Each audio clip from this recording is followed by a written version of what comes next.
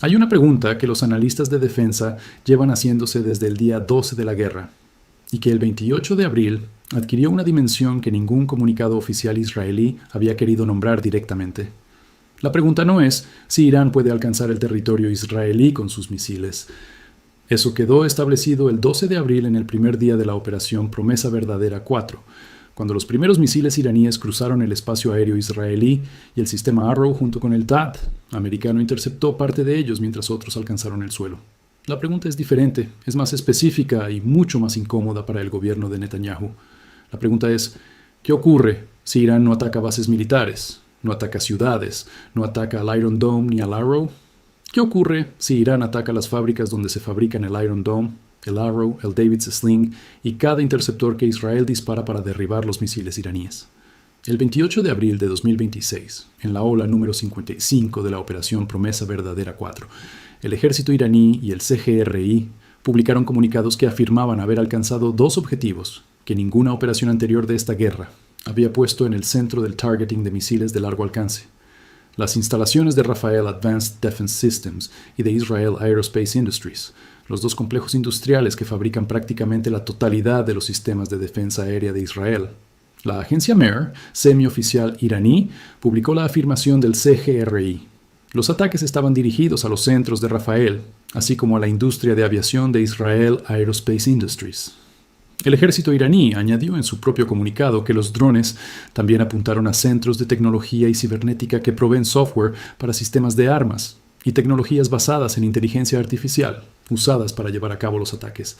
Quédate conmigo porque para entender por qué esa afirmación importa de una manera que va más allá del comunicado del CGRI, hay que entender exactamente qué es Rafael que fabrica, dónde lo fabrica, ¿y qué significa para Israel la posibilidad de que esas instalaciones hayan sido dañadas en el 17º día de una guerra en la que el gobierno americano llevaba 3 días advirtiendo en privado que Israel estaba críticamente corto de interceptores?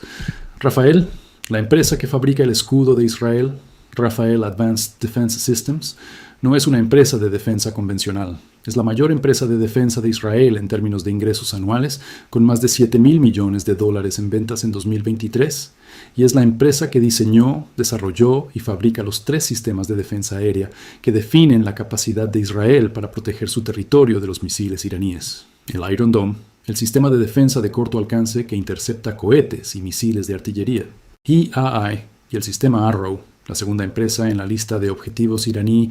Israel Aerospace Industries, conocida como EIE, es la segunda empresa israelí de defensa en la lista de objetivos del CGRI el 28 de abril. EIE es el fabricante principal del sistema Arrow, el sistema de defensa de más alto alcance del arsenal israelí, diseñado específicamente para interceptar misiles balísticos de largo alcance, incluidos los Fatah iraníes. Y ahí también fabrica el radar ELTA y múltiples sistemas de drones militares usados por el IDF. Global Military Update, citando al CGRI, describió la lógica del targeting del 28 de abril, con una precisión que ningún comunicado oficial israelí o americano quiso articular. Irán disparó los misiles hipersónicos Fatah contra Rafael e IAI exactamente en el momento en que los reportes señalan que Israel está críticamente corto de existencias de interceptores. El timing: atacar las fábricas de interceptores en el mismo periodo en que los interceptores escasean, es la combinación que convierte el ataque del 28 de abril en algo cualitativamente diferente a atacar una base militar o un centro de mando. Una base militar puede ser reparada, un centro de mando puede ser relocado. Una línea de producción industrial de interceptores Arrow, si es dañada significativamente, tarda meses en volver a plena capacidad. Semafor, citando fuentes del gobierno americano que hablaron bajo condición de anonimato, publicó el 26 de abril el dato más alarmante disponible sobre el estado de las defensas israelíes. Israel estaba críticamente corto de interceptores. El Times of Israel confirmó el mismo día que el IDF reconocía la situación, pero afirmaba estar preparado para cualquier escenario. 2 confirmaciones desde 2 fuentes diferentes con acceso a información real sobre el estado del arsenal israelí, coincidiendo en que los stocks de interceptores estaban bajo presión en el 15º día de la guerra. El Fatah 2, la bomba hipersónica que el Arrow no puede garantizar interceptar. Para entender por qué el CGRI eligió el Fatah 2 para el ataque sobre Rafael e IAI, y por qué esa elección tiene implicaciones que van más allá de la declaración de daños. Hay que entender exactamente qué es el Fatah-2 y en qué se diferencia de un misil balístico convencional. El Fatah-2 fue presentado públicamente por el CGRI en noviembre de 2023 como el sucesor del Fatah-1.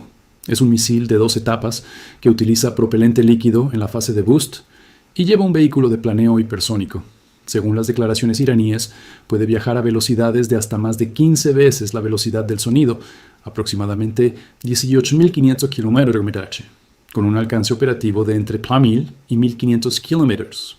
Wikipedia, citando análisis de especialistas occidentales, añade una advertencia importante sobre esas cifras. Los analistas han expresado dudas sobre las capacidades declaradas por Irán para el Fatah-2, señalando que el Fatah-1 no ha probado ser operacional o incluso funcional y que los misiles no han sido probados y no es probable que estén listos para el combate, en el nivel que las afirmaciones iraníes sugieren. Esta tensión entre las afirmaciones iraníes y el escepticismo de los analistas occidentales es exactamente el corazón del problema analítico que define todo análisis serio del Fatah-2 en este conflicto. Irán afirma que el Fatah-2 alcanzó objetivos específicos en Israel con precisión y precisión. Israel no ha publicado un desmentido explícito de todos los impactos afirmados por Irán. Los analistas occidentales dudan de las capacidades técnicas declaradas. Y en el terreno, entre esas tres posiciones, existe una zona de incertidumbre que los mercados de seguros, los planificadores militares y los gobiernos aliados no pueden ignorar. Lo que sí es verificable y confirmado es lo siguiente. El Fatah-2 es un vehículo de planeo hipersónico. Eso significa que, a diferencia de un misil balístico convencional que viaja en una trayectoria parabólica predecible y puede ser interceptado con radar de seguimiento, el Fatah-2 maniobra durante la fase de descenso. Esa maniobrabilidad complica de forma significativa la tarea del radar de guiado del Arrow y del THAAD. Los sistemas de intercepción necesitan calcular el punto de impacto proyectado del misil entrante para lanzar el interceptor con suficiente anticipación. Un misil que cambia de trayectoria durante la fase de planeo hipersónico puede hacer que ese cálculo sea incorrecto en el último momento, obligando al sistema de defensa a lanzar un segundo interceptor o a aceptar que el misil continúe. La afirmación de Imi Ramat Hasharon, lo que Irán dijo y lo que Israel no confirmó. La afirmación más específica relacionada con el título de este análisis, la de que Irán destruyó la mayor fábrica de armas de Israel, se refiere al complejo de IMI Systems, Israel Military Industries, en Ramat Hasharon. IMI Systems fue privatizada en 2018 y absorbida por Elbit Systems, la tercera gran empresa de defensa israelí junto a Rafael e IAI. El complejo de Ramat Hasharon, al norte de Tel Aviv, es uno de los mayores complejos de producción de municiones y sistemas de armamento de Israel.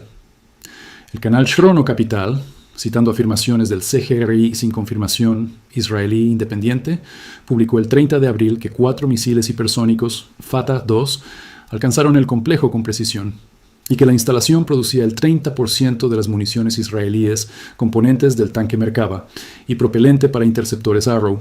La afirmación de los $4.000 millones de infraestructura destruida y años de capacidad de producción fuera de línea es la versión más dramática de la afirmación iraní.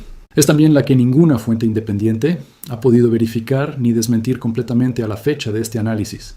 Lo que sí es verificable es que Elbit Systems, que absorbe los activos de IMI, reportó el 28 de abril, según el Jerusalem Post, una oleada de pedidos valorada en $28.000 millones motivada por la guerra, y que el CEO de Elbit, Bezalel Mashlis, dijo que la empresa trabajaba alrededor del reloj para asegurar que Israel no se quede sin municiones.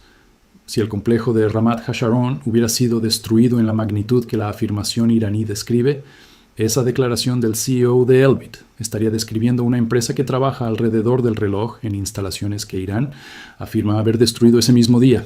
Esa contradicción no se resuelve en el dominio público con la información disponible.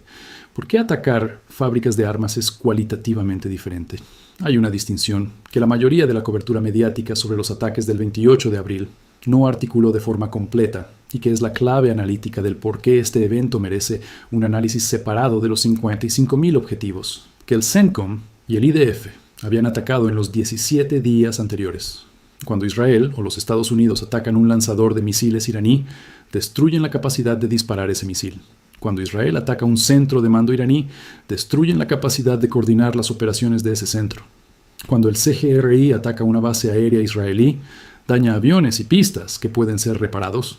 Pero cuando un actor ataca la fábrica donde se fabrican los interceptores del adversario, está atacando algo cualitativamente diferente.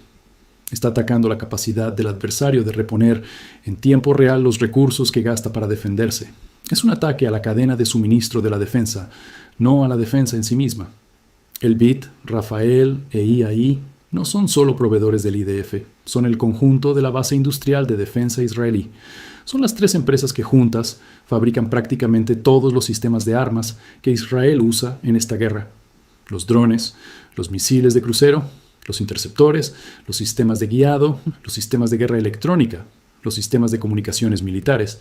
Si esas empresas reducen su capacidad de producción de forma significativa, Israel depende de un puente aéreo de reposición americano para mantener su nivel de operaciones.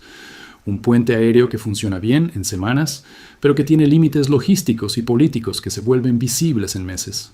La respuesta de Israel. Sin confirmar, sin desmentir, trabajando alrededor del reloj, el IDF no publicó ningún comunicado específico sobre los ataques del 28 de abril contra Rafael e IAI, que confirmara o desmintiera los daños afirmados por el CGRI. El portavoz del IDF publicó una declaración general sobre la continuación de las operaciones de la Operación Furia Épica y sobre la capacidad del sistema de defensa aérea, pero no dijo: Rafael no fue alcanzado, no dijo, y ahí no sufrió daños. No, dijo, los misiles Fatah 2 fueron interceptados antes de alcanzar los objetivos afirmados. La ausencia de una negación específica no confirma la afirmación iraní. Pero en el vocabulario de la comunicación de crisis militar, los países que interceptan con éxito un misil dirigido contra una instalación industrial estratégica generalmente publican esa intercepción. El hecho de que el IDF publicara el dato de cada intercepción de misil iraní sobre Tel Aviv de forma sistemática durante 17 días y no publicara una confirmación de intercepción específica sobre los misiles dirigidos contra Rafael e IAI. Es un dato que los analistas de defensa notaron y que ninguna fuente oficial israelí explicó públicamente el contexto de la Ola 55 y la lógica de escalar cuando los interceptores escasean. El ataque del 28 de abril no fue la primera vez que el CGRI afirmó haber atacado infraestructura industrial de defensa israelí. Fue la Ola 55 de la Operación Promesa Verdadera 4. 55 oleadas en 17 días. Un promedio de más de 3 oleadas al día, cada una con una combinación diferente de misiles balísticos, misiles hipersónicos Fatah, drones Shahed y misiles de crucero. La lógica de escalar hacia las fábricas de armas israelíes exactamente cuando los reportes confirmaban que los interceptores israelíes estaban críticamente bajos, revela una doctrina de targeting que los analistas del ESW y del Critical Threats Project habían identificado como el vector más preocupante de la estrategia iraní en la guerra. No atacar Israel hasta que no pueda defenderse, sino atacar las instalaciones que producen los medios de defensa de Israel en el mismo periodo en que esos medios están agotándose.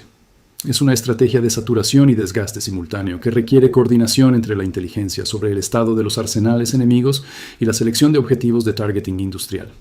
Semafor publicó el 26 de abril la confirmación de que Israel estaba críticamente corto de interceptores.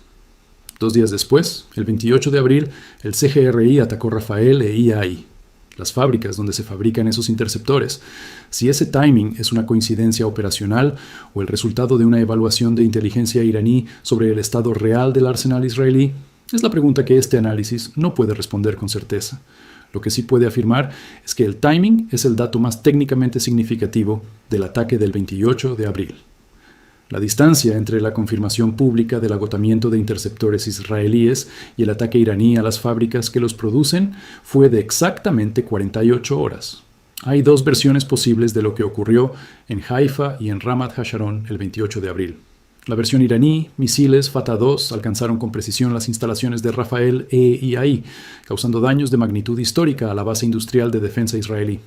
La versión del silencio israelí, el IDF no confirmó los daños, pero tampoco publicó una negación específica con datos de intercepción sobre esos objetivos particulares. Ninguna de las 2 versiones resuelve la incertidumbre con la información disponible en el dominio público. Lo que ambas versiones comparten es el siguiente dato. El 28 de abril de 2026, en el 17º día de la mayor guerra del Oriente Medio en una generación, el CGRI iraní apuntó sus misiles hipersónicos no a los soldados que pelean, no a las bases donde despegan los aviones y no a las ciudades donde vive la población. Los apuntó a las fábricas donde se fabrican los escudos, y esa decisión, independientemente del nivel de daño real causado, define con claridad la fase que la guerra acaba de entrar.